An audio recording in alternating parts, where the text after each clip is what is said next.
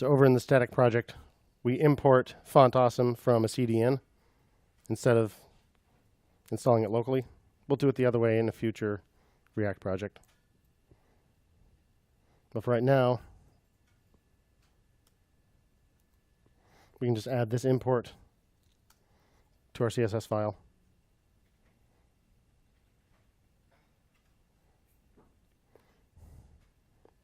Thing is the only place we're actually using it, I think, though we might use it somewhere else later. So we might do it in app instead. Let me think whether we're going to do this later.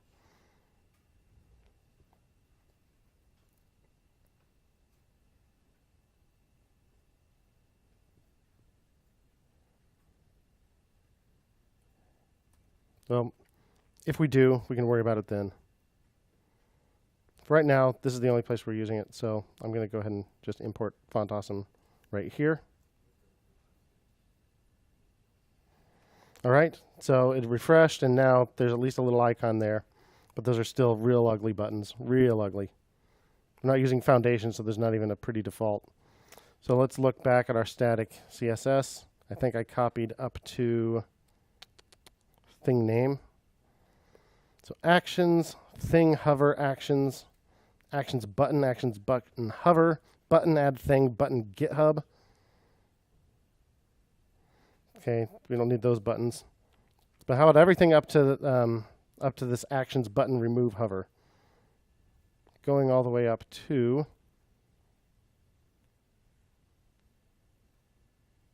the one right after this, actions. Once again, I'll go ahead and paste this in Slack.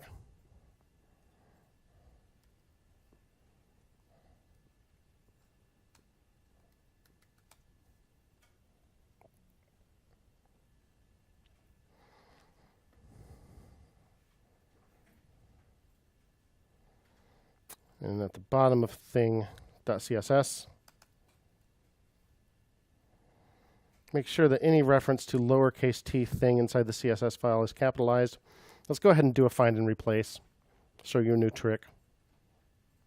So every place we see dot thing, we want to replace it with dot capital T thing, but by default, this isn't case sensitive.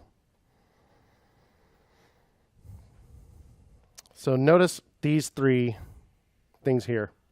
If I click this first one, match case, now it has a border on it, and now it's going to match lowercase t and replace with uppercase T. This button right here replaces all. Save. Now look, much better. And in fact, hovering makes the trash icon appear. Why? Because we have a rule kind of low down here. Any button that is inside this actions div, when we hover over it, it becomes black. More significantly, it's this one. So thing, hover, actions, opacity 1. If you look at actions, the actions div, I have opacity 0. So it's going to be transparent by default. But if I hover over the thing, not just hover over actions, but hover over the thing, any actions div that is a descendant from a hovered thing gets an opacity of 1. So now it shows up.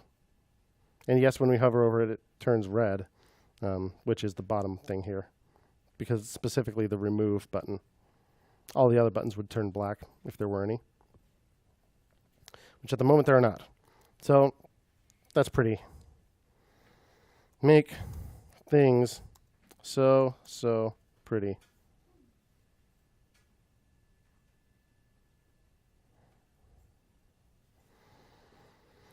So it's noon. Let's talk homework.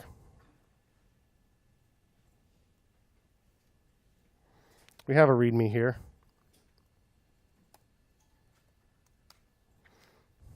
I'm going to get rid of all this create React app business. Holy smokes. Why am I not using select all? The reason is because I was actually going to keep this first line, but I'll just copy that line, select all, get rid of it, paste it back in.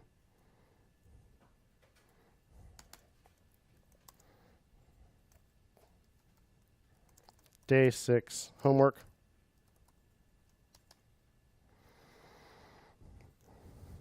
Add the Add Thing button.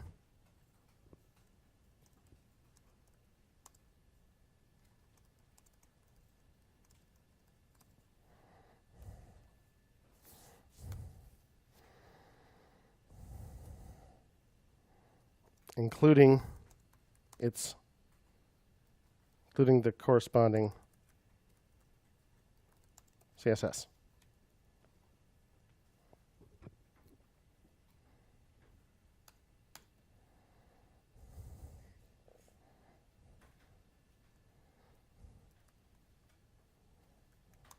Bonus credit.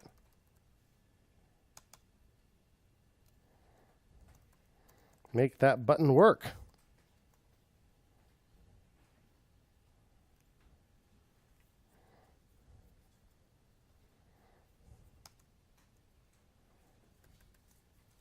Super mega bonus credit.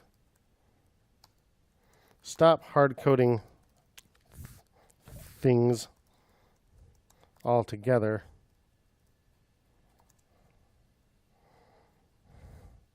Use only the things that were added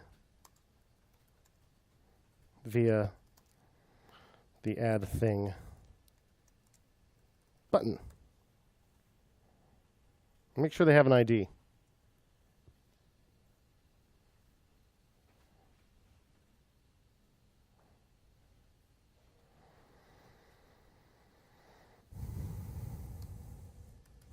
Super, mega, bonus, credit, hyperfighting.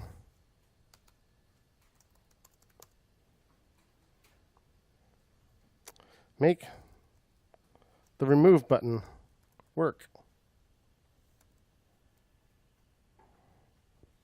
Now, this is all React-y, so this is definitely going to be tricky. So here's a hint. Remember that by the time we get down into the thing is a prop, and we can't mess with props. The real list of things is stored on app, right?